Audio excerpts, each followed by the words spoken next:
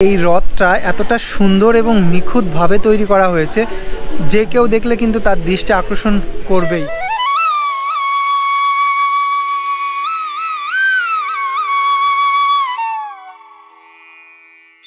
এই মন্দিরটা দেখে কিন্তু আমি খুবই অবাক, এতটা সুন্দর এবং একদমই অন্য কোয়ালিটির মন্দির।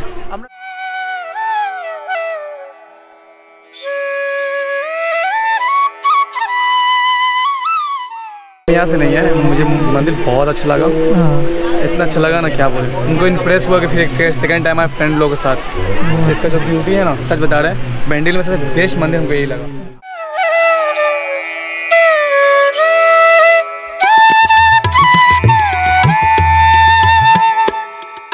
হ্যালো বন্ধুরা, welcome to my channel Yadav blog. চলে এলাম নতুন একটা ভিডিও নিয়ে। আর আজকে আমি কোথায় আছি দেখো, আজকে আছি আমি ব্যান্ডেলের লাহিড়ী বাবার আশ্রমের ঠিক এখানে।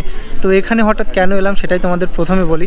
আজকে আমরা বর্ধমানে যাব ভেবেছিলাম, কিন্তু কোনো একটা কারণে আমাদের ট্রেনটা মিস হয়, যার জন্য আমরা কিন্তু যেতে পারিনি। তো চলে এলাম লাহিড়ী বাবার আশ্রমের এখানে। তো লাহিড়ী বাবার নাম শুনলেই তোমরা কিন্তু ব্যান্ডেলের একটা ঐতিহাসিক জায়গার নাম কিন্তু প্রথমেই পাবে, কেননা লাহিড়ী বাবার আশ্রমটা খুবই জাগ্রত আশ্রম। আর এখানে কি কি আছে সব কিছুই তোমাদের দেখাবো। প্রথমে বলি এখানে কিভাবে আসবে। ব্যান্ডেল স্টেশনে নেমে 1 নম্বর প্ল্যাটফর্ম থেকে অটো বা টোটো ধরে মাত্র 20 টাকায় কিন্তু তোমরা এখানে চলে আসতে পারবে। তো চলো আমরা এখন যাব লাহিড়ী বাবার আশ্রমে। লাহিড়ী বাবার আশ্রমের ঠিক সামনে এই যে এইটা হচ্ছে লাহিড়ী বাবার আশ্রমের মেইন গেট।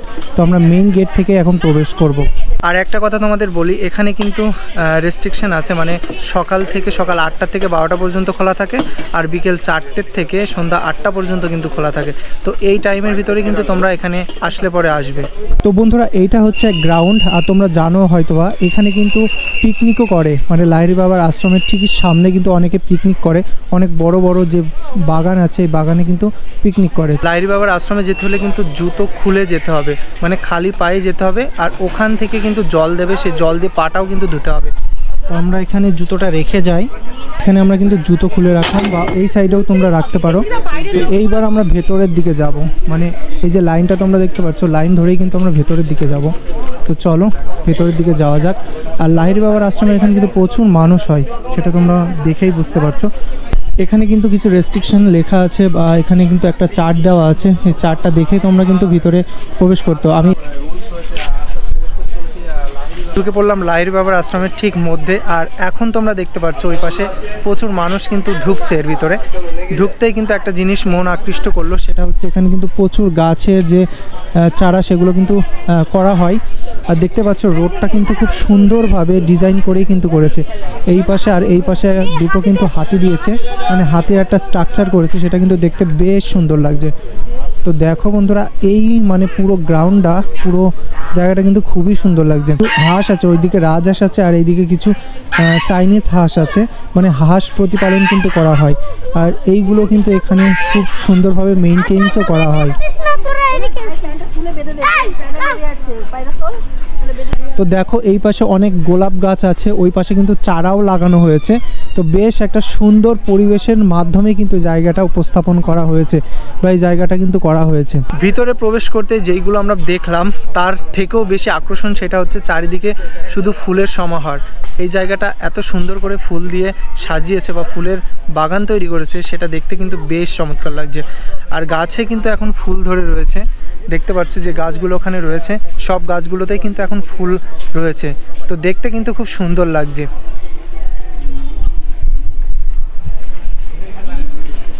ভিতরে আসতে একটা জিনিস দেখলাম, সেটা তোমাদের দেখাই। দেখো এখানে কিন্তু এই যে আগে যেমন পালকিতে করে বউ নিয়ে যাওয়া যেত, তেমনি কিন্তু অনেক এই যে বাইকগুলো আছে, এই বাইকগুলো কিন্তু এই দুর্গা প্রতিমা এইভাবেই কিন্তু নিয়ে যেত, মানে অনেক দূরে। তো দেখতে পাচ্ছ, দেখতে কিন্তু বেশ সুন্দর লাগছে এই জিনিসটা। এই পাশে কিন্তু একটা মন্দির রয়েছে, আর এই মন্দিরে বলা যায় যে আমাদের নর্থ বেঙ্গলের যে ঠাকুর সেটাই কিন্তু রয়েছে। তো এখানে কিন্তু ভেতরে একটা ঠাকুর রয়েছে, যেটা খুবই সুন্দর। চলো আমরা একটু ঠাকুরটা দেখে আসি। তো এখানে কিন্তু একটা মায়ের মূর্তি রয়েছে, তো চলো মূর্তিটার কাছে যাই, তোমাদের দেখাই।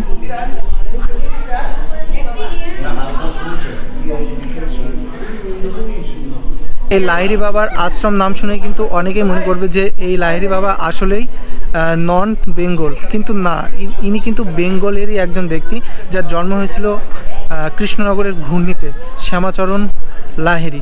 তো তিনি একটা ভালো পোস্টে মানে চাকরি করতেন ইংরেজদের সময় থেকে।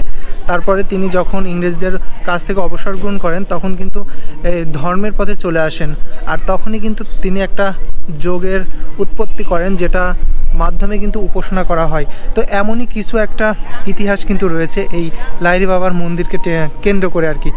আর একটা কথা বলি, এখানে সর্বধর্মের লোক কিন্তু আসে, হিন্দু, মুসলিম, বৌদ্ধ, খ্রিস্টান, সর্বপ্রকার মানুষ কিন্তু এখানে আছে। তো দেখতেই পাচ্ছ এই পাশে কিন্তু আরও কিছু মূর্তি রয়েছে, যেগুলো কিন্তু শ্রীকৃষ্ণের দেখতে পাচ্ছি এই পাশে। আর এই পাশে গণেশেরও একটা মন্দির বা গণেশের একটা স্ট্যাচু রয়েছে এখানে। জায়গাটা দেখো, অত্যন্ত সুন্দর কিন্তু জায়গা। একজন বিখ্যাত মানুষের মূর্তি এখানে রয়েছে, রবীন্দ্রনাথ ঠাকুর, সুভাষচন্দ্র বোস আর স্বামী বিবেকানন্দ। তো এমন কিন্তু অনেক মূর্তি কিন্তু এখানে আছে। লাহিড়ী বাবার আশ্রমে এসে অন্নর ব্যবস্থাও কিন্তু আছে টোকেনের মাধ্যমে, এমনকি নিজস্বভাবেও কিন্তু খাবার দেওয়া হয় মন্দিরের তরফ থেকে। এই যে এই জায়গাটায় লেখা আছে অন্নভোগ পাওয়া যায়, মানে এখানে অন্ন পাওয়া যায়। তোমরা যারা যারা এখানে আসবে তারা কিন্তু নির্দিষ্ট সময়ে বা সকালের টাইমে আসলে এখানে নাম লেখালে তোমরা কিন্তু অন্ন পাবে। এমনকি মন্দির কর্তৃপক্ষও কিন্তু বিভিন্ন টাইমে যেটা অন্ন দেয় সেটাও কিন্তু তোমরা পাবে। তো দেখো এখন বাজে 4:30 মতো, কত মানুষ কিন্তু হয়ে গেছে চারিপাশে। তো বন্ধুরা, যত বেলা যাচ্ছে তত কিন্তু এখানে মানুষ বেশি হচ্ছে, কেননা এই জায়গাটা এমন একটা জায়গা, ব্যান্ডেলের মধ্যে কিন্তু অন্যতম ফেমাস জায়গা। ব্যান্ডেলে কিন্তু আরও বেশ কিছু জায়গা আছে যেগুলি খুবই ফেমাস, ইমামবাড়া, চার্চ বা অন্যান্য জায়গা। তার মধ্যে কিন্তু লাহিড়ী বাবার আশ্রমটা আরও একটা ফেমাস জায়গা। এখন এমন একটা জায়গার মধ্যে দিয়ে যাচ্ছি, জায়গাটার চারিপাশটা কিন্তু খুবই সুন্দর লাগছে। এই পাশে একটা প্রাচীর দেওয়া হয়েছে, আর এই পাশে কিন্তু একটা বর্ডারিং সিস্টেম করে দিয়েছে, যাতে মানুষ ঠেলাঠেলি বা অন্যত্র মানে যাওয়া আর আসার জন্য এই ব্যবস্থাটা করা হয়েছে। পৌঁছে গেলাম মেইন মন্দিরের সামনে। এখানকার একটা চমক প্রদত্ত মন্দির এই লাহিড়ী বাবার মন্দিরটা, দেখতে এতটা সুন্দর এবং কি সুন্দর সেটা তোমরা দেখলেই বুঝতে পারবে। তো আসার আগে বা প্রথমেই এই যে জিনিসটা, এই যে রথটা, এই রথটা দেখে কিন্তু বেশ সুন্দর লাগলো। এতটা সুন্দরভাবে নিখুঁতভাবে তৈরি করেছে রথটা, যেটা দেখলে কিন্তু যে কারো ভালো লাগবে। ভগবান শ্রীকৃষ্ণ উপরে বসে আছে, অর্জুন, আর এই দৃশ্যটা এতটাই সুন্দর, সেটা প্রত্যেকটা সনাতনী বাঙালি বা সনাতনীদের কাছে অত্যন্ত গুরুত্বপূর্ণ একটা দৃশ্য।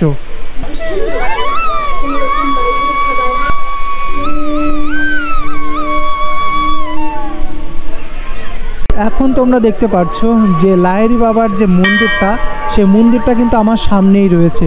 কি সুন্দর একটা মন্দির, একেবারে ব্যতিক্রম একটা মন্দির। তো চলো আমরা মন্দিরের ভিতরে যাই। তো যারা যারা মন্দিরের ভেতরে গিয়ে পুজো অর্চনা করতে চাও তারা কিন্তু এখান থেকে ধূপ বা উন্নত কাঠি কিন্তু নিতে পারো, প্লাস বাইরের থেকেও তোমরা নিয়ে আসতে পারো। তো চলো আমরা এখন ভেতরে যাব।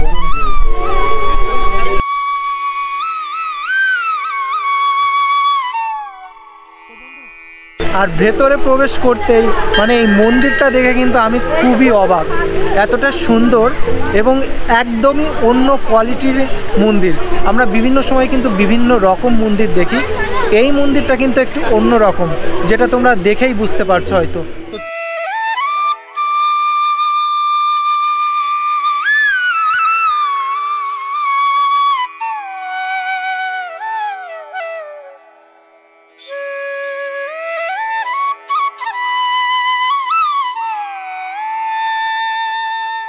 আমি কি বলবো, তোমরা দেখেই বুঝতে পারছো যে মন্দিরটা কতটা সুন্দর।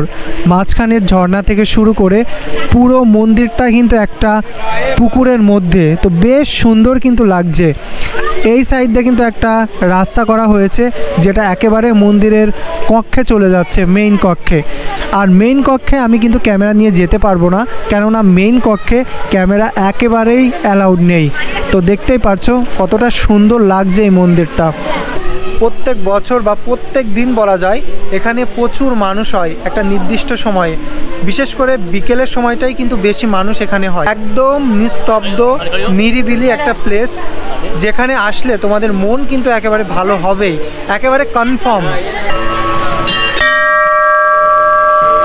প্রথমে ঢুকতে আমি এই সাইডটাতে ছিলাম, এবার এলাম এই সাইডটাতে। দেখো এই সাইডেও কিন্তু একটা মন্দির আছে, যেই মন্দিরে কিন্তু অনেকেই যাচ্ছে প্রণাম করতে। তো চলো আমরা ওই মন্দিরটার সামনে যাই এবং মন্দিরের ওখানে কী প্রতিমা আছে সেটাই তোমাদের দেখাবো। তো এইটা হচ্ছে আর একটা মন্দির, দেখতেই পাচ্ছ। আর এই মন্দিরে কিন্তু অনেকেই যাচ্ছে ওখানে প্রণাম করতে। মানে এখানে টোটালি একটা দুটো তিনটে টেম্পল আছে। তো বন্ধুরা, মন্দিরে আসলে কিন্তু প্রণাম করা একটা বাঞ্ছনীয় বা নিজের কর্তব্য। এখানে দেখতে পাচ্ছি মা তারার একটা এখানে মা তারার, মা দুর্গার এবং একটা কৃষ্ণ মূর্তি আছে, যেটা কিন্তু বেশ সুন্দর, সম্ভবত পাথর দিয়ে কিন্তু তৈরি করা হয়েছে।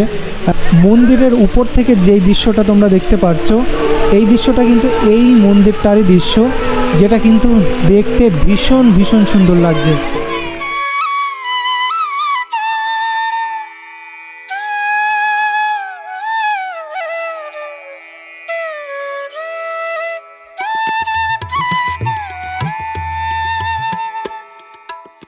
এই মন্দিরে আসলে পা ধুয়ে কিন্তু ভিতরে প্রবেশ করতে হয়।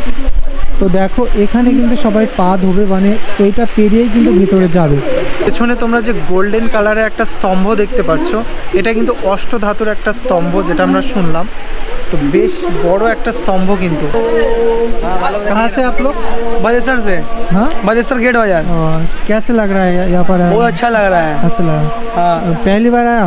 नहीं, दूसरी की बार आया। दूसरी बार बंधु के साथ आया? नहीं तो। अच्छा अच्छा, 5 बार आ गया। 5 बार आया। आप यहाँ से ही हो? हम यहाँ से नहीं है, मुझे मंदिर बहुत अच्छा लगा। इतना अच्छा लगा ना क्या बोले, उनको इम्प्रेस हुआ कि फिर एक सेकंड टाइम आए फ्रेंड लोगों के साथ। इसका जो ब्यूटी है ना, सच बता रहे हैं, बैंडिल में सबसे बेस्ट मंदिर हमको यही लगा। आप कहाँ से हो? मैं भद्रेश्वर से हूँ, चंदन नगर। इससे मेरा पोस्ट पड़ता है चंदन नगर, मैं भद्रेश्वर से आया हूँ। अच्छा। मैं ग्रुप ट्रैवल करने के लिए बोले चल भाई मंदिर ले लोकेशन बहुत बेस्ट है। हाँ। सब साथ में चलते हैं, मुझे बहुत अच्छा लगा। बंगाल कैसे लगा? वेस्ट बंगाल बहुत बेटर है। ऐसे मेरा, मैं जहाँ से रहता हूँ वो बिहार। मैं बिहार छपरा से हूँ। मैं কলকাতা ही मेरा घर हो गया। ওই দাদাটা কিন্তু বিহার থেকে এসেছে আর বলছে কলকাতায় কিন্তু সেকেন্ড ঘর হয়ে গেছে। মানে কলকাতাটা এত ভালো লেগেছে, ওয়েস্ট বেঙ্গল বিশেষ করে আর কি, মানে আমাদের রাজ্য। তো যাই হোক, তারা সব জায়গা থেকে, মানে যে ভারতবর্ষের বিভিন্ন জায়গা থেকে এই মন্দিরটা দর্শন করতে কিন্তু সবাই আসে। তোরা একটু আগে আমি মন্দিরের ভিতর থেকে ঘুরে এলাম, আর ভিতর থেকে ঘুরে এসেই মনে একটা প্রশস্তি জাগছে। মানে ভেতরটা এতটা সুন্দর এবং নীরব, সেটা হয়তো বা তোমাদের বলে বোঝাতে পারবো না।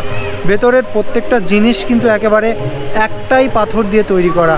মানে প্রত্যেকটা জিনিস, একটা মূর্তি থেকে শুরু করে একটা দেওয়ালের যে রেলিং বা সাইড বলা যায়, প্রত্যেকটাই কিন্তু পাথর দিয়ে তৈরি করা। বেশ ঠান্ডা এবং শীতল শিহরণ জাগলো মনে। তোমরা যারা যারা এখানে আসবে অবশ্যই মন্দিরের ভেতরে প্রবেশ করবে, তাহলে অনেক কিছু তোমরা জানতে পারবে অল্প সময়ের মধ্যেই। সত্যি অসাধারণ একটা অনুভূতি, যেটা হয়তো বলে বোঝাতে পারবো না।